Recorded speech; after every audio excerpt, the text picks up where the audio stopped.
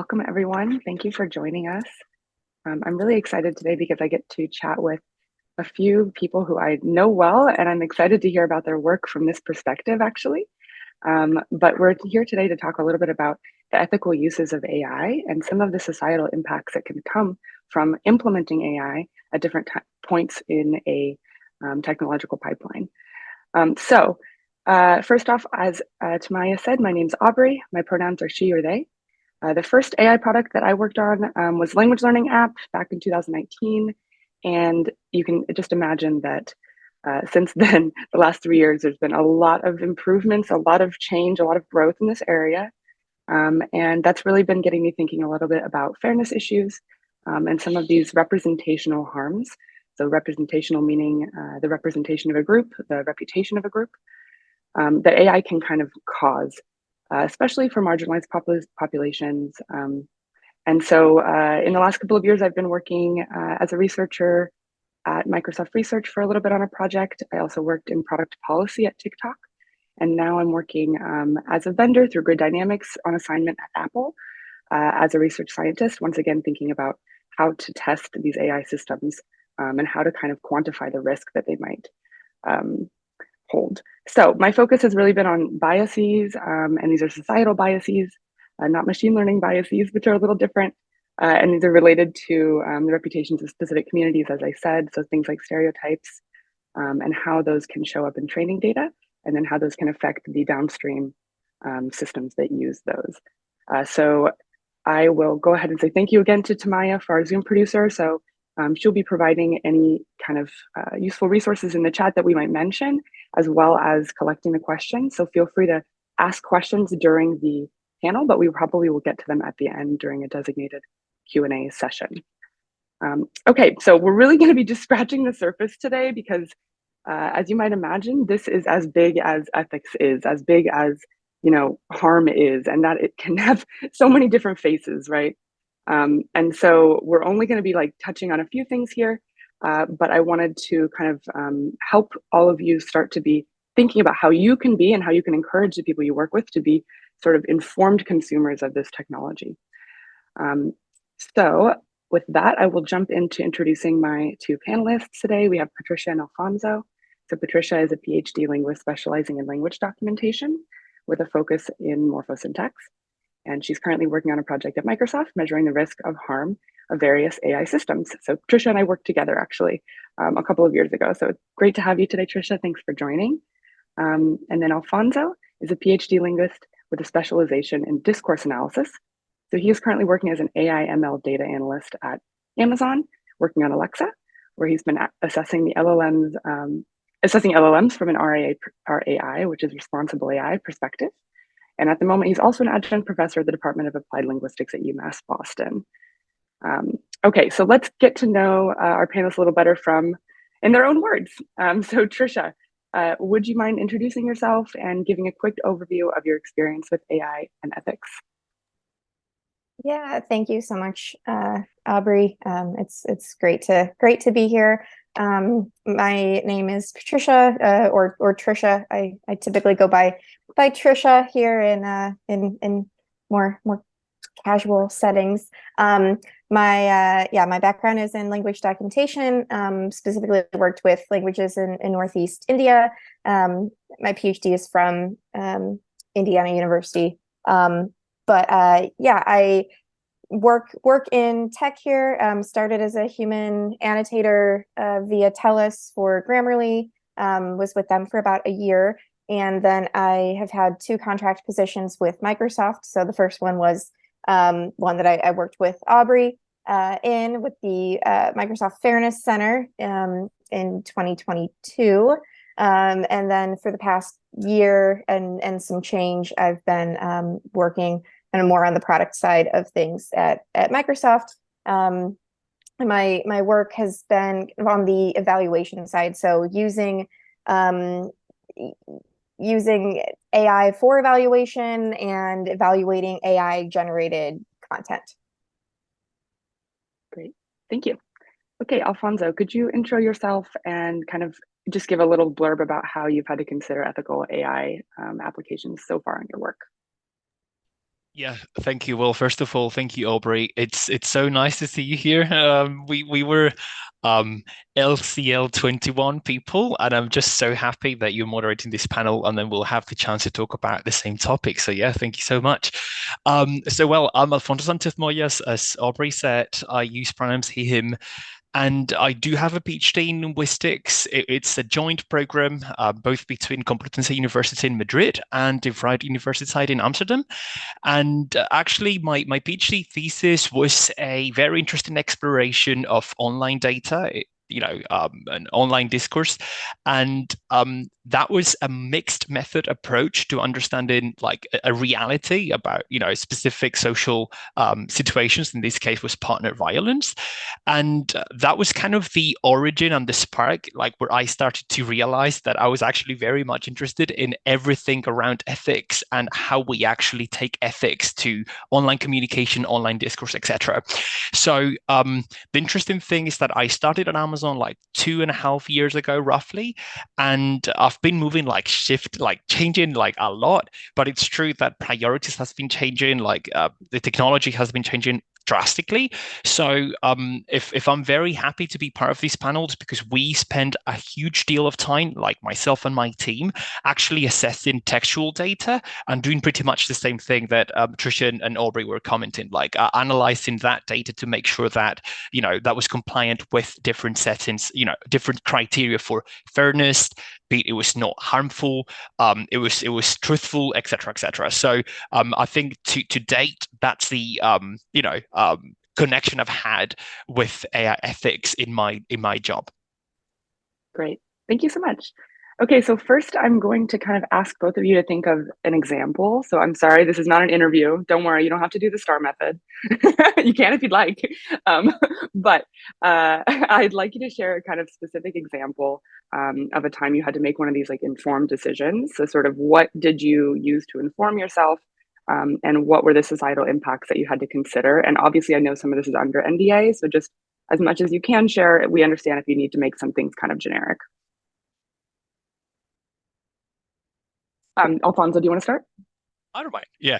Great. Well, that's actually nice that you mentioned this, Aubrey, because I think it's important to mention like responsible AI, AI ethics, etc. It's like a hot topic, obviously. I think whatever I'm going to be saying is not representing my company. It's just my Yes. experience at my company. But it's interesting that you mentioned this because I've had several examples of where I needed to kind of make people aware about the implications of including something in a large language model.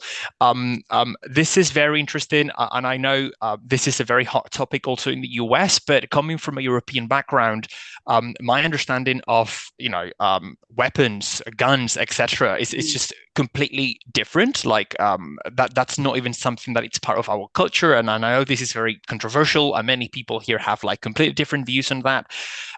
But to me, it was very interesting just to realize how working at big corporations and thinking of ethical implications of that is also interesting when it comes to whose ethics, right? Like Mm-hmm. these large language models being created, the companies producing and behind those, or the organizations behind those models. And sometimes it's so interesting when you're in a multicultural setting, in a multicultural team, when you're analyzing data that you go through it and for you it's completely disaligned with your beliefs and your understanding of what something a worldview should be, right? And for me it was super interesting, and that was a moment where I actually needed to raise my voice and say, well, I don't really think that a content that actually even slightly touches upon this idea of weapon carrying and permission and use of that, etc., um, should be treated this way or that other way. Mm-hmm. So that was an example of a time where I actually needed to get deeper into like this situation, this societal issue here in the US, and how I saw it from a different perspective.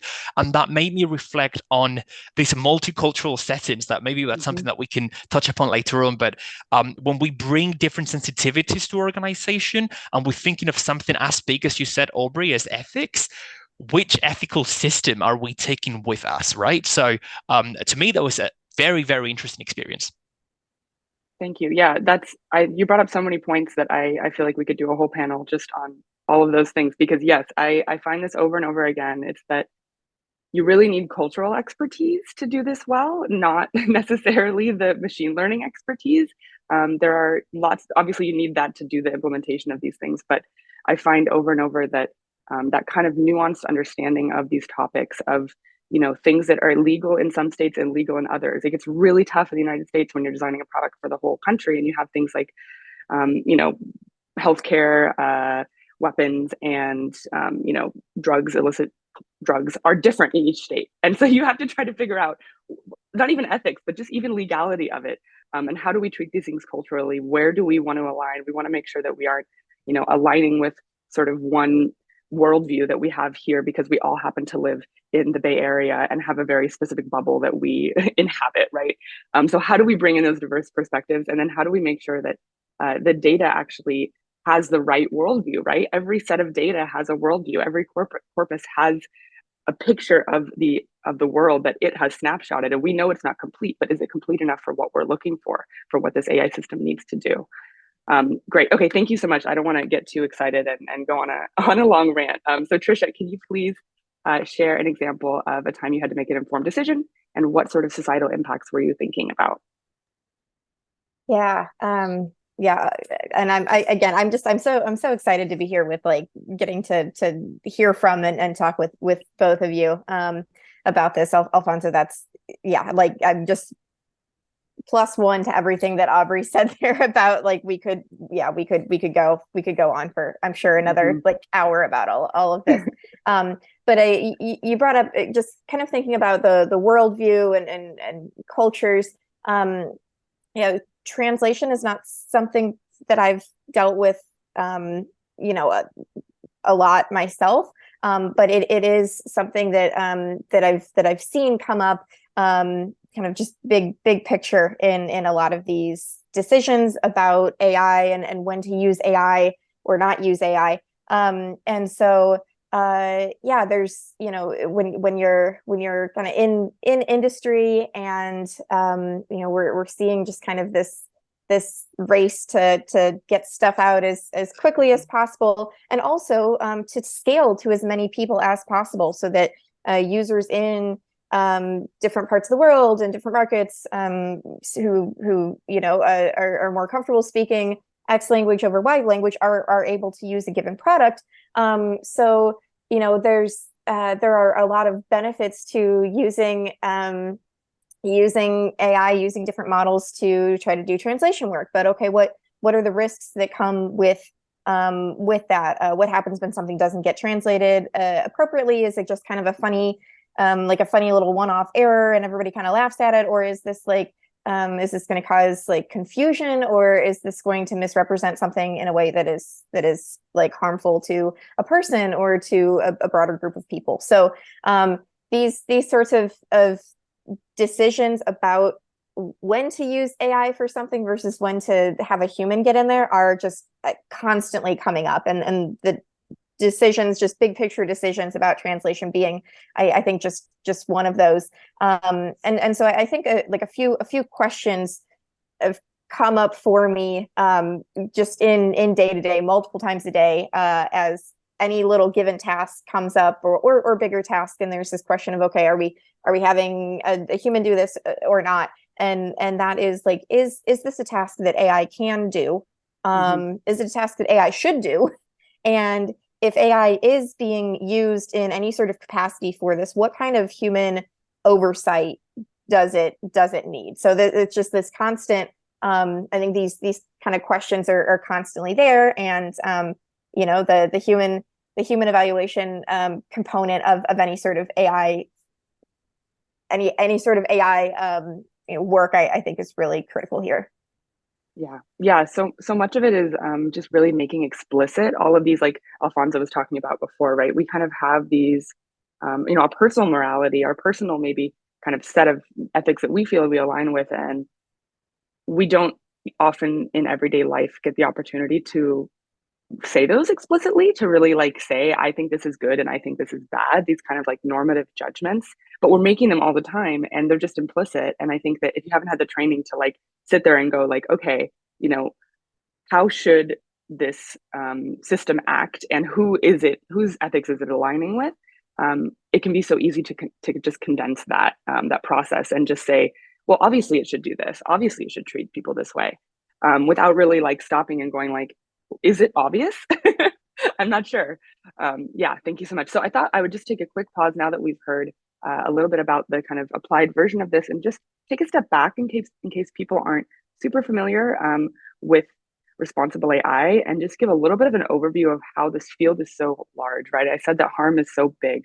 And so harm is even maybe only one area of responsible AI, but I'm going to kind of use one of the frameworks that is out there. So I'm going to use Microsoft's framework because this is what Trisha and I are really familiar with, and it's very similar from different frameworks from different companies or different like organizations. So the main principles of Microsoft's fairness framework, or their responsible AI standard, are fairness, reliability and safety, privacy and security, inclusiveness, transparency, and accountability. So I'm just going to touch on a few of these. So the idea that, so fairness is the idea that systems should treat people fairly, which, by the way, does not mean equally necessarily. It means equitably. So what is kind of deserved to that group. So an example of equitable treatment would be like the affirmative action program that we had, which doesn't treat people equally. It specifically tries to like provide reparations in a way. And so fairness does not always mean that we just are colorblind, or that we just totally remove societal or cultural factors from our analysis of how to treat people. We want to make sure that we are giving special attention to those who have previously not had it and have been kind of underserved by technology. So an applied example of this at a company like TikTok that I worked at, or any kind of social media company, would be thinking about their block list. Really, not even social media companies. I would say all companies, all tech companies have these kind of censored word lists, right? These block lists. You expect to not be able to use certain words, but how do those get updated? Who gets to update them? And how might those disproportionately affect marginalized groups? So if you think of slurs being reclaimed, slurs being okay for certain in-groups to use, when somebody is making a decision to block a word from a platform, especially if it's really, you know, well used or really influential, it can actually change the way that language is used. So it can actually prevent that reclamation. We saw with TikTok a while back that you know, blocking the word suicide created the word unalive, right? And so we want to be thinking of these are the kind of societal impacts that I'm talking about. That these decisions that machine learning engineers might be making, if they don't have the support of linguists or social scientists, can have these downstream effects on society. Okay, so that was just a quick little like dive into one of the pillars of fairness, so you can kind of get an idea of what we're talking about when we say that we need these systems to be responsible to kind of all of the different user groups that might be interacting with it. Okay, so which of these kind of areas have you had the most experience with? And did you experience any perspective shifts or sort of unexpected discoveries in the process of getting kind of going deep with one of these? Do either of you want to start, or do you want me to pick? Trisha, you want to go first? Okay, thanks. Sure. Yeah, happy to start here. Yeah, so the work that I've done has been pretty heavily in the fairness and inclusiveness kind of categories with this. My initial contract with Aubrie was with the Fairness Center, so they are you know, certainly very focused on that particular pillar, and that work has continued to really bleed into what I'm doing now. So thinking about there's thinking about different demographic groups, and for the product side of things, how is the product of behaving here? How can we ensure that the product is responding equitably, for example, when queried about different demographic groups? Is it being you know, is it not responding to queries about one demographic group and you know, responding to things about others? Or you know, that would be an example of like an erasure harm of you know, kind of erasing that demographic group. And then kind of similarly, but a different kind of direction with that, can the product be used like equitably by different demographic groups. So kind of thinking about a more linguistic side of this, if you have people speaking different varieties of English and they're using those different varieties of English with the product, is the product going to be able to respond in the same way to those different varieties, or is it going to be better with some varieties than others? Yeah. Great. Thank you. Yeah, that's great. Yeah, I've seen a lot of great work on just comparing the accuracy of like transcription services, for example, ASR, between different social groups. And because there's all of this training data in there that doesn't represent that group, so for example, like with Black English, there's this feedback loop, this positive feedback loop, where people, they try to use the product. So maybe they try to use like a voice assistant, and it doesn't work for them the first couple of times because it hasn't been trained on their version of English, their specific like phonological as well as grammatical structures. And so then they don't use it anymore. And so then guess what? What's training that voice assistant? It's all the people who are using it, is the continual data. So then it just continues to go down this little loop forever, where it's just getting trained on one specific group, and we think that that's fine. And not only is it like a fairness issue that we should just do something about because we care about people and we should do this, but also if you think of it from like a financial perspective, you're really missing out on like a large user group. So there's lots of different benefits, let's say, and different ways to kind of phrase these things when you're in a company where you need to make these maybe profit driven, in some cases, decisions. Okay, so Alfonso, can you please give a little overview of which of these like pillars you're most familiar with? Yeah, absolutely. I think it's pretty much aligned with what both of you have mentioned. So something that to me has been very interesting, and this is, I also have a very specific example that I think it's more suitable for one of the questions that we'll afterwards. But okay. It's so interesting that when feel free to mention it if you like, in case we don't get to the question. All right. Okay. I'll save it just in case. Okay. But it's interesting that I really like this question when you mentioned these unexpected discovery. And when I was kind of reflecting upon this question and kind of thinking of our role as linguists, also knowing that Trisha mentioned things about, language documentation or, different languages and translation, et cetera, et cetera. I recall a very specific occasion where I was assessing the output of that, novel LLM, and that got me thinking about the role that we have in all this process when it comes to language variation and language change. And I'll be illustrating that like very briefly, but I remember once going through at very initial stages when we would actually assess textual outcome from these hypothetical LLM. And I remembered like seeing so many instances of lexical substitution just to try to take one of the sources that the model would grab online, and then of course working around that source and just trying to provide a response that it's not copy pasting what that source is actually providing. Like what we did when we were in school, when we had to write it in our own words, right? Exactly, right? So trying to do that. Exactly. So I really found it very interesting, especially as a speaker of another language. I was just going through the output, and I will be illustrating that with an example on the chat. Okay. So I saw this this contrast. So for example, I was seeing like the original source said, avoid wearing your leather jacket in rainy weather. And the outcome for the LLM would go for like in the event of rain, where you can see the obvious like change, avoid donning your leather jacket.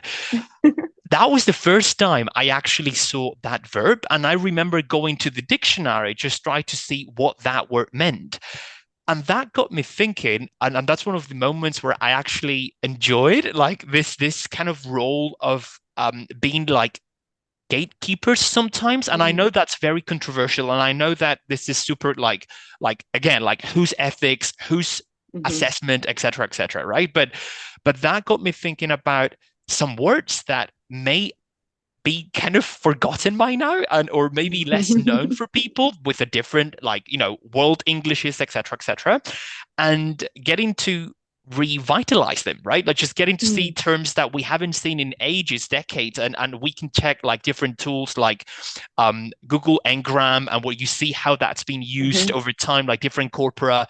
And then you see that that is a term that hasn't been used in a long time.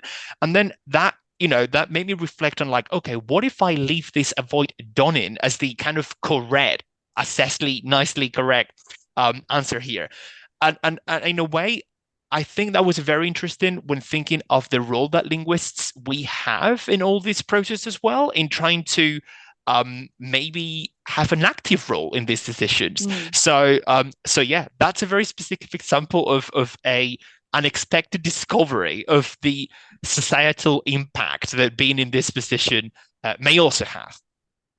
Great. Yeah, thank you so much. Yeah, that's really interesting. I think we just being aware, right? Like just the fact that you are aware is like the first and the huge step, right? Just knowing that you have that power and being like, wait a minute, whoa, this is big. Let me think about this. That is the first step, and kind of verbalizing that like within your groups, just saying, hey y'all, like this could have some impact. Like this is kind of a big deal. Let's think about it. Just even that little step, I think, is like just starting to get everybody thinking about these things is really the groundswell that we need to make these changes.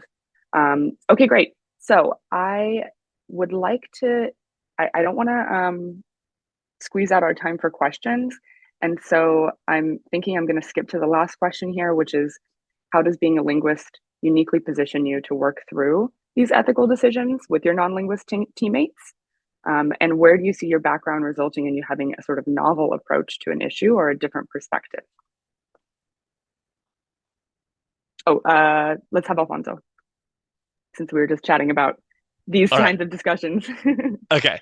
Yeah, and it is very timely because that was the actual question that this example was Perfect. going for. So thank you. Good. No, I was going to mention very briefly here because as you both said, like I feel that we could talk about this like forever, but I'll try to be like very short. But another specific example of a moment where I recall like someone with our background, and it's true, Aubrie mentioned my background, it's discourse analysis, more specifically critical discourse analysis. So just Mm. being more aware, and as you said, Aubrie, this awareness around language that not even people in different subfields of linguistics may have, but I think my background, like being familiar with critical discourse analysis and this idea of language perpetuating stereotypes and language actually having the role to create realities, right?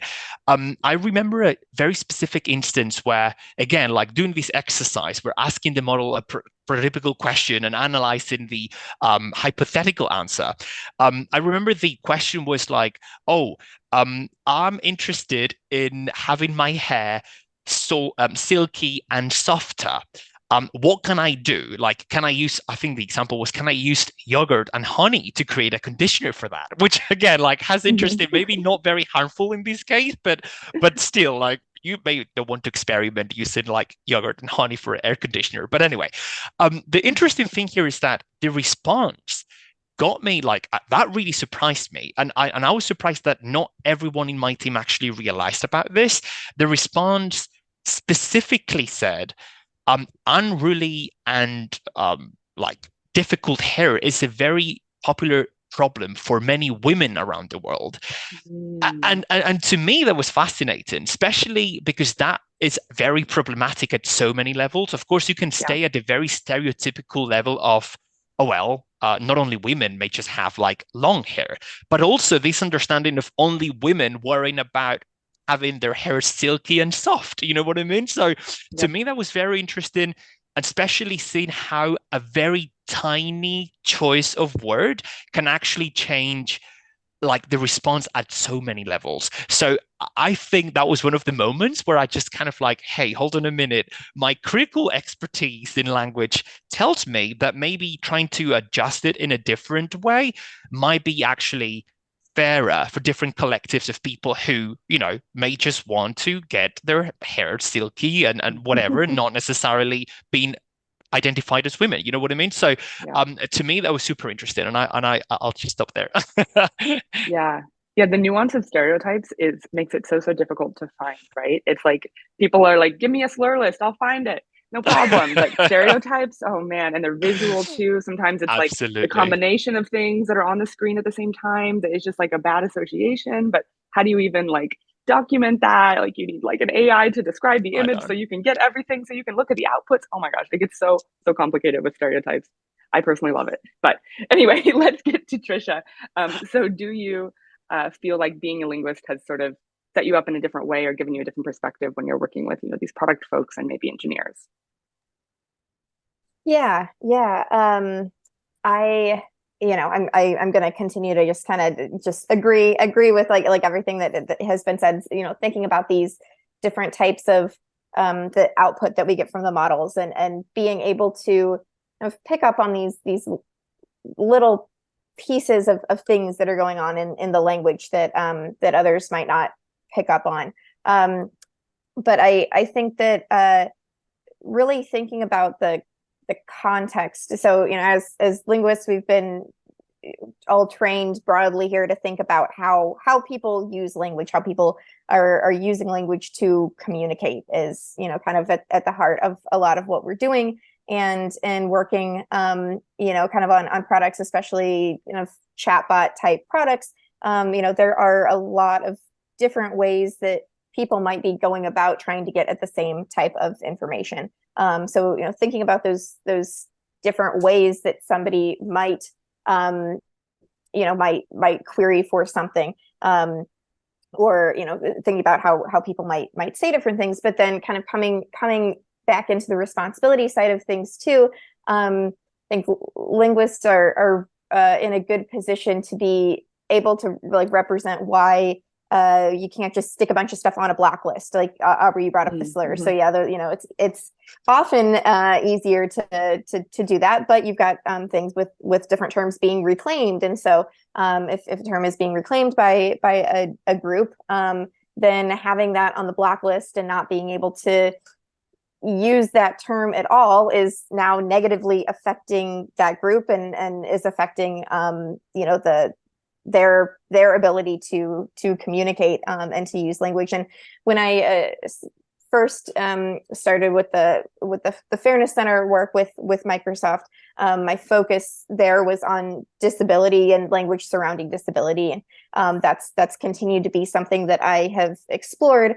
So just one little kind of example from the disability realm of things. First of all, there's there are just a lot of preferences and individual preferences and different group preferences about what types of language to use surrounding disability. So, some people prefer person first language. So, I am Trisha is a person with OCD, using, talking about my OCD first, or sorry, I'm not doing a good job of explaining that. Yeah, no worries. But talking about person first language versus identity first language is what I'm trying to get at here. And the point that I'm trying to make is that there's not a clear cut answer of, okay, we always should be using person first language, or we always should be using disability first or identity first language. And so, coming into the evaluation side of things, there's not you can't just make a hard and fast rule. You have to think about preferences. You have to think about context. Crystal, thank you for helping me out here in the chat. And so I think that linguists are really good at presenting those different contextual pictures, whereas it might be the inclination of people who don't have kind of that background to try to make things a little bit more black and white. And not only is there like this consensus among the community that you're trying to represent or get information from, not only do you have to like hope that there's some sort of consensus among them as to how they would like to be referred to, and that's changing. But then also each person, if you think of each person in your own identity, right? Like, so I spend a lot of time thinking about like our identity groups or our like demographic factors. And so many of them are really when you think about it, so many of them are mutable now, right? Like I think a long time ago we might have thought, you were born in one religion and that was your family's religion and that was you, and it wasn't really something you could change. And we thought the same thing about gender and sexuality. And so now, and maybe even occupation, right? Going back, like you were a tailor and that was your family's thing, and sorry, that's it. But now we're in this place where, like, in one lifetime, you can be so many different things along all of those axes, and that can change. So the way you want to be described might change. If you live in one place, you move to a new country, and then you describe yourself as a different race depending on how they do their census, right? So all of these factors that we think of as being like core to a person, they actually change over time. And so it's really tough to not only want to describe the group correctly, but also just treat individuals how they want to be treated. How do we get that information in a systematized way so that we can actually treat them respectfully when how they want to be treated changes? So yeah, I think all of this is like, it gives us lots to work on, and I don't think that it's ever going to end. I think, creatures are very mercurial. We're just going around changing, we're developing constantly, and we have to constantly keep up with that and try to reflect it as best we can. Okay, so I want to give some time for questions. So let me take a quick look. Tamaya, if you have any that you have Yeah. sort So of seen that you want to pop up. Aaron asked, are there any organizations out there that have published guidelines on the ethical use of AI? Yes, lots. So we actually have a little, I think there's like a Google Doc that Tamaya is going to share where we list a bunch of different resources. So a bunch of books, also some organizations. So yeah, many of the big tech players have their own like standards that they publish, which are great because they have because they have access to people making tech directly, they can try these things out, right? So they can create these kind of like little programs that you can go through that has like a role for the product engineer and a role for the legal person, and everybody knows what they're doing, and you can follow these little projects and have these discussions and then get to some sort of conclusion. So that's really nice. Those are coming from the like tech players. But there's also a lot of organizations, governmental, NGOs, things like that, that are putting together like external audits. So I think it's really nice to have a balance of both. You need like the same as we need like academia and industry to like sort of balance each other out, and academia needs to be able to critique what industry is doing. I think that when you're looking for resources, you should always try to get a little bit of a balanced set of perspectives. So yeah, there's a great resource doc there. Tamaya, were there other questions? Yes, and one question was, when you identify ethical issues, what do you do so that the product gets improved in the right direction? Great question. Trisha or Alfonso, do you have any thoughts? Yeah, I'll just share a little bit here. I am right now part of a responsible AI team. So we are the team that's like working to identify those sorts of issues. So ideally, a group would have some folks that are dedicated to this sort of work.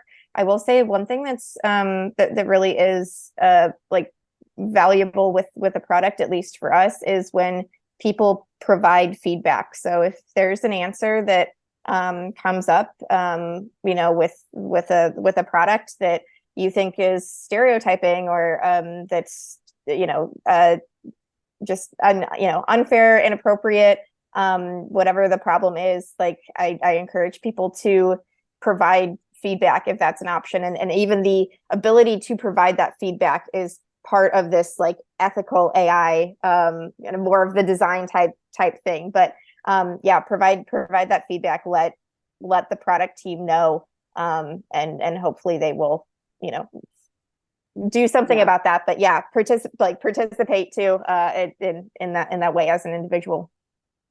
Yeah, there's kind of like opportunities for like informed consent about how data is being used, as well as the opportunities to give your feedback and feel like you're really part of it, are really a big part of the transparency and accountability pillars.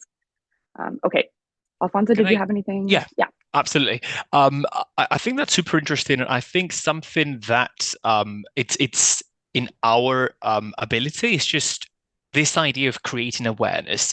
And I think that's not something people are used to, and people like at different levels. Obviously, software engineers have different things to worry about, but they may not be as aware about like language biases or stereotypes that we mentioned before, Aubrie, right? So I think something crucial that we bring to the table is this awareness around language and what the implications that might have. So I think that having an active role in that process is super interesting. I know that, for example, at Amazon, not only did we actually evaluate model data, like the data with which that the model was going to be trained, but we're currently actually assessing the output of the actual model, and there are dedicated teams to actually analyze responses from the model just to see how that's ethical, how the ethics of that it's compromising. So I think that having an active role in all those processes, all those different workflows, and raising awareness around that, I think those are like key factors. Yeah, definitely. I think whenever you have the opportunity to just mention it, even if it doesn't go anywhere, I think the more times you do that, the more likely in the future they'll come to you and say, "Hey, we found this thing, it's kind of Yeah, what do you think?" And then you start to absolutely. become the linguist on staff that they're like, "Hey, we found this weird language thing." If you don't have other linguists on your team. Great. Any other questions? Yeah, possibly the last one is, how much background knowledge in coding or machine learning is required for someone interested in ethical AI, particularly in the area of equity, diversity, and inclusion? Yeah, this is the classic question, and this is a question that I asked at every single panel when I was a participant a couple of years ago, because I was very concerned. So you're going to hear really different things from different folks. I have been able to get away with not having deep programming knowledge. I personally, I don't find it super exciting to learn like the kind of logic tricks and like the different like special little how to program an elevator or whatever you have to do to be able to like do a tech interview. And so if that was something that was required, I felt that I didn't want to actually get myself into a situation where, like, kind of Mark mentioned this a couple of sessions ago, that you don't really want to get yourself into a situation where you can't do the thing that's expected of you anyway. And if you're not super interested and you don't want to learn it, then like know that about yourself, I think. And that takes time and trial and error, right? So like finding out whether or not that's something that's really sparks your interest. So for me, I feel that my time is better spent reading books about like societal issues, right? Like reading kind of books about race, reading, memoir, essay collections from different identity groups who maybe haven't had kind of a lot of public opinion or public kind of conversation about their issues. So like, for example, reading a little bit about like non-white feminism, like things like that. I feel like I get so much more out of that I'm able to bring. And that's what I bring. Like that's my unique gift, is to be able to bring this kind of societal and like cultural understanding to the tech systems that we're working on. So for me, that's where I feel that I want to focus my efforts. But that's a very personal decision. I have been able to get away with it. It has definitely cost me some, prompt engineering and things like that, where sometimes people still think it needs to be really engineering. It's cost me some opportunities in that way, but I don't think that they were the right ones that were going to be aligned with what I want to be spending my days every day doing anyway. So it's a very personal decision. Trisha or Alfonso, you have like 1 minute. Sorry. Yeah, this has also been on my mind very much over the past few years. I have also been able to get away with not having that deep knowledge. I've gone back and forth with various like introductory programming, coding things. I think that having some level of understanding, because you're going to be working with folks that do a lot of coding, is helpful. But I think it has been an uphill battle not having that background. But I'm really hoping that more industries, more companies really start to pick up on the role that more of this social science linguist background can contribute in these areas. Again, it's an uphill battle, but yes, I agree. We're continuing. That's very true. It's very true. There's still a lot of bias against, like you'll see in the job descriptions, linguistics is the last one mentioned for the degrees or something, and you're like, oh. But I'm hoping that we're going to get it switched in the future, where they first want a linguist, and then maybe if you have some comp sci background. But we're working on it. We're not there yet. Alfonso? And yeah, that's briefly here, but Also, we should take into account that, maybe we didn't start our current positions knowing that we were going to do what we're doing, and be connected to this responsible AI. I think that's a very exciting time for us with having this criticality around language, especially when all these huge products start to be used by actual customers and users and people. I have the impression that many corporations, organizations will be even more aware of having to test that through people who may have that sensitivity. So absolutely, I think we are getting there, and I'm really hoping that we actually have the chance to be a part of those discussions.